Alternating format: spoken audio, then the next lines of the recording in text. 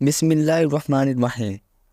حضرت علی رضی اللہ عنہ نے فرمایا، دو قسم کے لوگ جلدی مر جاتے ہیں، اور وہ دو لوگ کون ہیں؟ ملاحظہ فرمائیے۔ ویڈیو کو آخر تک ضرور دیکھیں، شکریہ۔ محترم ناظرین، حضرت علی رضی اللہ عنہ کی مجلس میں ایک شخص کھڑا ہوا اور کہنے لگا، حضرت میرا ایک سوال ہے۔ حضرت علی رضی اللہ عنہ نے کہا، بتاؤ کون سا سوال ہے؟ اس نے کہا، حضرت مجھے بتایا جائے کہ وہ کون سے دو لوگ ہیں جو جلدی مر جاتے ہیں، اور وہ کون سے دو لوگ ہیں جو دیر سے مرتے ہیں۔ اتنے میں ایک اور شخص مجلس میں کھڑا ہوا اور کہنے لگا، حضرت میرا بھی ایک سوال ہے۔ تو حضرت علی رضی اللہ عنہ نے فرمایا، کون سا سوال ہے؟ تو وہ شخص کہنے لگا، اے علی رضی اللہ عنہ، میری بیوی مجھ سے پیار نہیں کرتی بلکہ نفرت کرنے لگ گئی ہے۔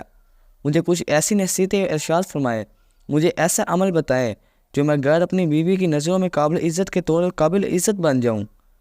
حضرت علی رضی اللہ عنہ نے ارشاد فرمایا، اس سے پہلے والے شخص کو مخاطب کر کے جس سے شخص نے کہا تھا، حضرت وہ کون سے دو لوگ ہیں جو جلدی مر جاتے ہیں، اور وہ کون سے دو لوگ ہیں جو دیر سے مرتے ہیں؟ تو حضرت علی رضی اللہ عنہ نے فرمایا، وہ دو شخص ہیں جو جلدی مر جاتے ہیں۔ جو جلدی مر جاتے ہیں ان میں سے ایک برائی یہ ہے کہ جو لوگ غصہ کرتے ہیں وہ جلدی مر جاتے ہیں۔ ناظرین، ہمارے معاشرے میں یہ بیماری بھی بہت زیادہ پھیلی ہوئی ہے۔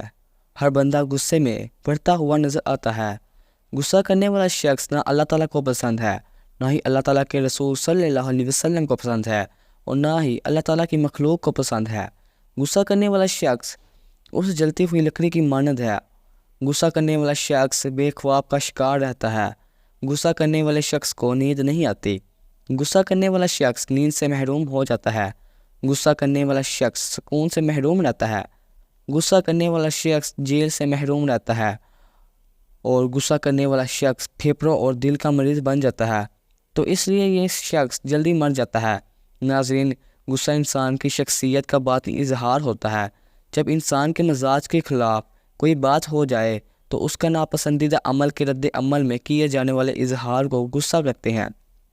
غصہ فطرت کا لازمی جز ہے، لیکن اگر یہ ایک خاص حد سے تجاوز کر کے انسان کو اندرونی یا بیرونی طور پر مصائب میں مبتلا کر دے تو کسی مستند یا ماہر نفسیات کے مشورے سے اس کا تدارک ضروری ہے، ورنہ یہ ڈپریشن جیسے امراض کا موجب بن جاتا ہے۔ علامات: غصہ کرنے والے شخص کو غائب بلڈ پریشر، چہرے کا سرخ ہو جانا، دل کی دھڑکن کا تیز ہو جانا، اور تیز تیز سانس لینے وغیرہ۔ ایک شخص نبی کریم صلی اللہ علیہ وسلم سے سوال کرتا ہے، یا رسول اللہ صلی اللہ علیہ وسلم، وہ کون سا عمل ہے جو مجھے اللہ کے غضب سے محفوظ رکھے گا؟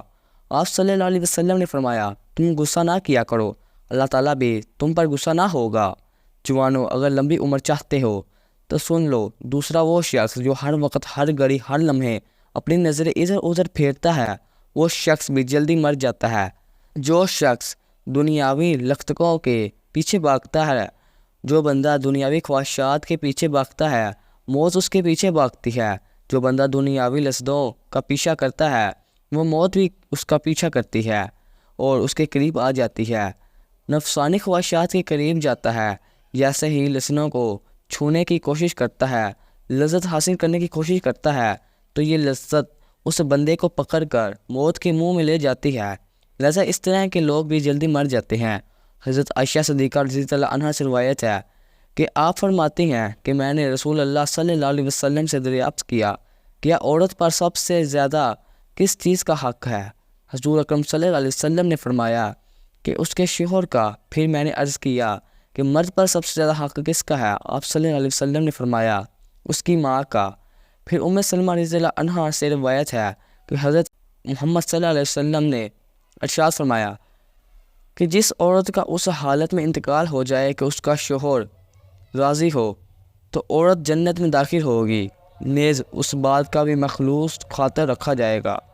جس طرح عورتوں پر مردوں کے حقوق ہے، بالکل اسی طرح مردوں پر بھی، یعنی خاوندوں پر بھی بیویوں کے حقوق ہے۔ اللہ تعالیٰ ارشاد فرماتے ہیں، ان عورتوں کے مردوں پر بھی ویسے ہی حقوق ہیں جس طرح مردوں کے عورتوں پر حقوق ہیں۔ مردوں کا ایک درجہ فضیلت دی گئی ہے۔ سورہ بقرہ۔ ناظرین، میاں بیوی کے تعلقات میں میانہ روی اختیار کی جانی چاہیے۔ اور دونوں کی طرف سے بے جا غصہ اور تلخی نہیں ہونی چاہیے۔ یہ رویہ لمبی اور صحت مند زندگی کے ضامن ہے۔ تمام دوست و احباب، نماز کا اہتمام لازمی کریں۔ نماز پڑھنا ہر مسلمان اور مرد اور عورت پر لازم ہے۔